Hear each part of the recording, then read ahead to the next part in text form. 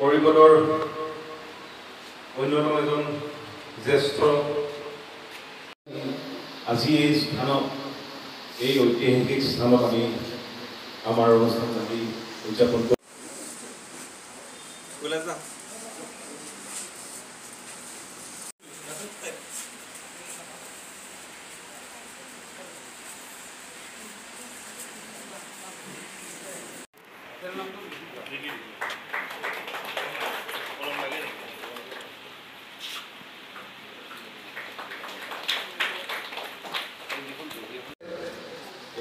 ৰাভা সকলোৱে চিনি পায়, অসমৰ এগৰাকী প্ৰবীণ বিশিষ্ট বাহিৰাটক।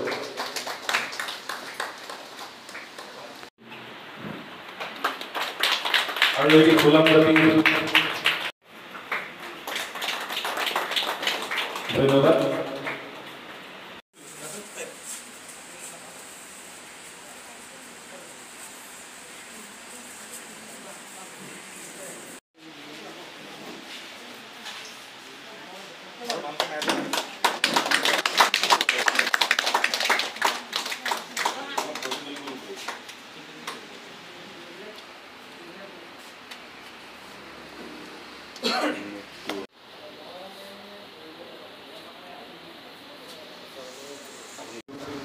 আমি আজি এই প্ৰতিষ্ঠা দিৱসৰ কেন্দ্ৰীয় যি অধিৱেশন লগতে এটি বঁটা প্ৰদান অনুষ্ঠানৰ আমি আয়োজন কৰিছোঁ।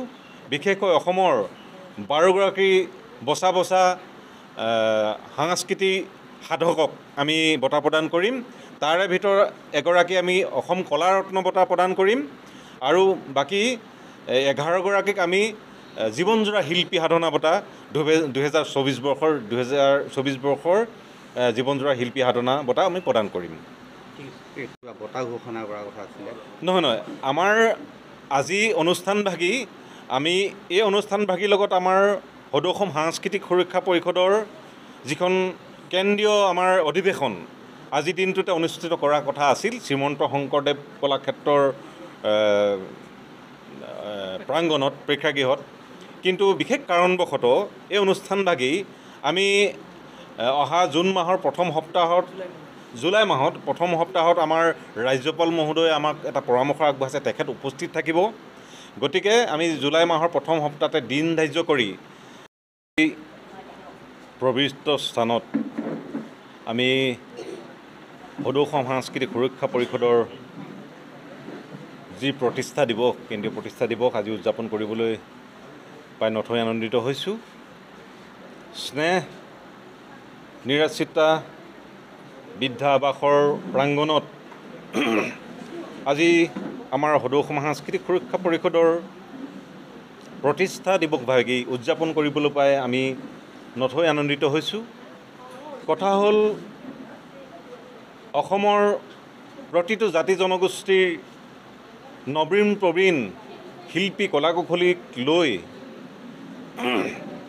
2019 বৰ্ষৰ 30 এপ্ৰিল তাৰিখে ঠিক আজিৰ দিনটোতেই সদৌ অসম সাংস্কৃতিক সুৰক্ষা পৰিষদৰ জন্ম হৈছিল। জন্মলগ্নৰ পৰাই সদৌ অসম সাংস্কৃতিক সুৰক্ষা পৰিষদে নিজেই জীয়াই থাকি আনকো জীয়াই ৰখা সংকল্প লৈ প্ৰতিজন সাংস্কৃতিক কৰ্মীয়ে অসমৰ প্ৰতিটো জাতি জনগোষ্ঠীৰ যি ভাষা সংস্কৃতিক শ্ৰদ্ধা সন্মান জনাই সমবিকাশেৰে সমতাৰে একেলগে বসবাস কৰি সাংস্কৃতিক বিকাশৰ বাবে সদৌ অসম সাংস্কৃতিক সুৰক্ষা পৰিষদৰ প্ৰতিজন সাংস্কৃতিক কৰ্মীয়ে কাৰ্যকৰ্তাই বৰ্তমান সময়লৈকে কাৰ্যনিৰ্বাহ কৰি আহিছে। আমি বিভিন্ন সময়ত লোকনৃত্য, লোকবাদ্য আৰু অসমত বসবাস কৰা প্ৰতিটো নৃগোষ্ঠীয় জাতি জনগোষ্ঠীৰ মাজত যি নৃগোষ্ঠীয় সাংস্কৃতিক আদান প্ৰদান তেনেধৰণৰ কাৰ্যসূচী আমি বিগত সময়ত কৰি আহিছোঁ আৰু অনাগত ভৱিষ্যতৰ দিনত আমি কেৱল সাংস্কৃতিক কাৰ্যসূচীয়ে নহয় যে অসমত বসবাস কৰা প্ৰতিটো জাতি জনগোষ্ঠীৰ মাজত ঐক্য সম্প্ৰীতি অটুট ৰাখিবৰ বাবে আমি বিভিন্ন ধৰণৰ কাৰ্যসূচী হাতত ল'ম। এইখিনিতে শ্ৰদ্ধাৰ অসমৰ বিভিন্ন প্ৰান্তৰ পৰা আহি আমাৰ সন্মুখত আজি আমাৰ সম্পৰ্কে জানিব বিচৰা প্ৰতিগৰাকী শ্ৰদ্ধাৰ সাংবাদিক বন্ধুসকলক আমি শ্ৰদ্ধাৰে ধন্যবাদ জনাইছোঁ। লগতে আজি এই বৃদ্ধা আৱাসৰ গৃহত আৱাসিক হৈ থকা প্ৰতিগৰাকী বৃদ্ধাৰ পৰা আমি আশীৰ্বাদ বিচাৰিছোঁ। অনাগত ভৱিষ্যতৰ দিনত সদৌ অসম সাংস্কৃতিক সুৰক্ষা পৰিষদে সঠিক দিশত অসমৰ সাংস্কৃতিক ৰূপৰেখা যাতে আমি সঠিকভাৱে প্ৰচাৰ আৰু প্ৰসাৰ ক্ষেত্ৰত আমি কাম কৰিব পাৰোঁ, এইখিনিকে আমাৰ ফালৰ পৰা আজি সদৌ অসম সাংস্কৃতিক সুৰক্ষা পৰিষদৰ কেন্দ্ৰীয় প্ৰতিষ্ঠা দিৱসৰ স্থলীৰ পৰা আপোনালোকৰ জ্ঞাতাৰ্থে সমগ্ৰ অসমবাসীৰ জ্ঞাতাৰ্থে আজি আমি এইখিনি কথা আমি প্ৰকাশ কৰিলোঁ। ধন্যবাদ। মৰম চেনেহ শ্ৰদ্ধা যাচিছে। আদানন্দ গোলাম গামোচাৰে আমি হিন্দু ডাঙৰীয়াক